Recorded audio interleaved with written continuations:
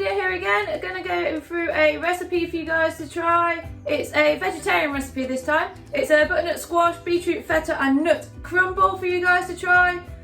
Follow the videos along on how to make it and hope you enjoy and let me know how you got on.